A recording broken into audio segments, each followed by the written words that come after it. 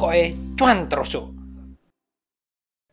BTC-nya terjun bebas dan kita akan cek apakah masih sesuai dengan analisa dari konten yang sebelumnya ataukah malah ini adalah momentum saat yang tepat untuk kita masuk ke market kripto karena semua harganya sudah murah. Cek satu persatu, poin per poin saya akan bahas titik-titik penting di Bitcoin maupun peluang untuk mengambil ALT coin alias koin yang lainnya. Kita cek bareng-bareng ya. Oke, di layar ini adalah gambaran dari konten sebelumnya. Bisa cek ya, cek dulu konten sebelumnya biar bisa lebih paham karena saya nggak akan mengulang bahan yang di konten sebelumnya, tapi melengkapi di sini.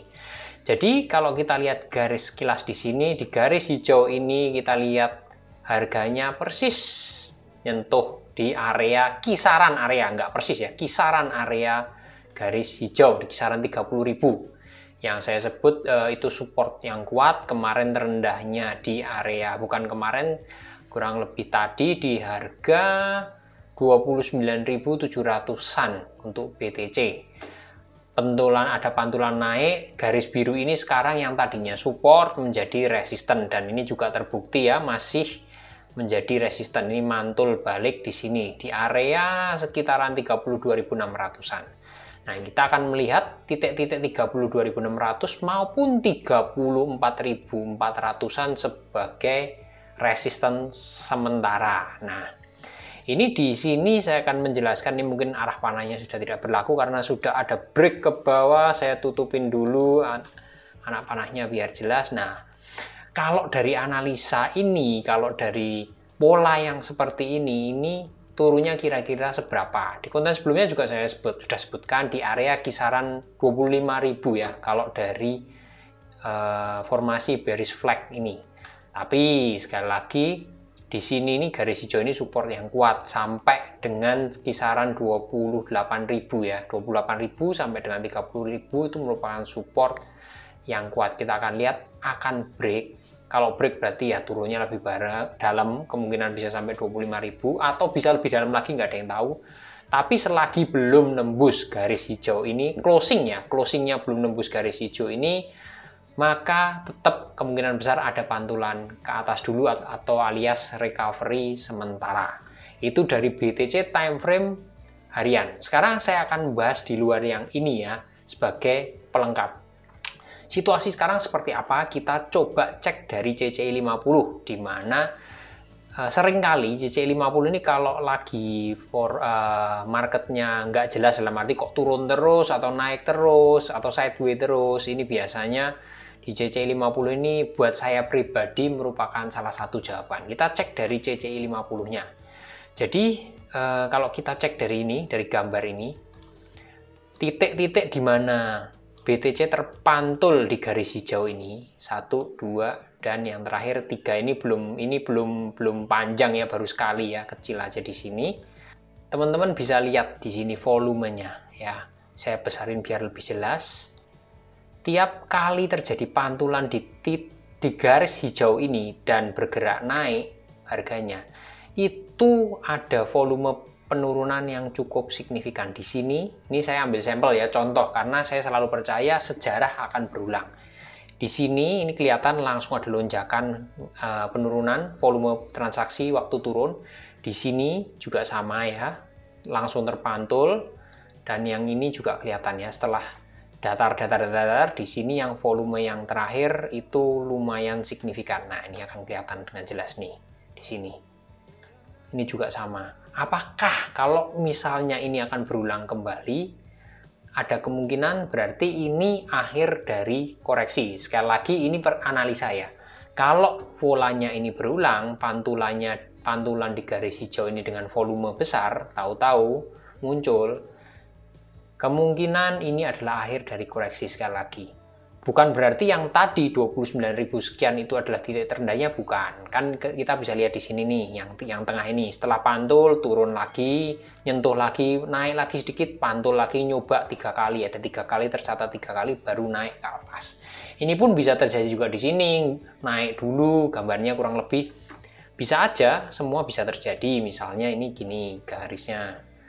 bisa aja terus baru naik, itu mungkin aja ya. Jadi ini adalah gambaran singkat analisa yang terjadi dari historisnya, dan itu terbukti dari CCI 50. Kalau kita lihat di sini, di area yang pertama ini ada divergence nih. Di sini pun ada divergence di sini. Dan yang di sini posisinya belum terbentuk divergence positif. Berarti kalau lihat dari CCI 50-nya soal divergence, bisa lihat konten yang ini ya, di atas ini. Kalau misalnya ini mungkin kalau polanya berulang kembali, sekali lagi ini analisa teknikal, kalau berulang kembali maka di titik yang ini dibutuhkan ada divergence. Kalau divergence berarti gimana? Ada kemungkinan polanya naiknya akan membuat seperti ini dulu sampai divergence positifnya terbentuk, dalam arti pasti ada turunan lagi ya, sampai divergence terbentuk seperti ini baru naik. Nah itu berapa lama? Nggak ada yang tahu, waktu nggak ada yang tahu. Tapi sekali lagi kalau kita cek dari historisnya, kalau kita lihat sini ya, yang sebelumnya ini misalnya ini, itu dari 3 Januari sampai 30 Januari ya, cuman 1 bulanan. Ini masih cepat. Kita lanjut yang berikutnya di sini. Ini sebelumnya terjadi sebelum akhirnya mantul naik, bergerak naik, itu untuk membentuk divergence positifnya butuh Mei sampai Juli, 2 bulan.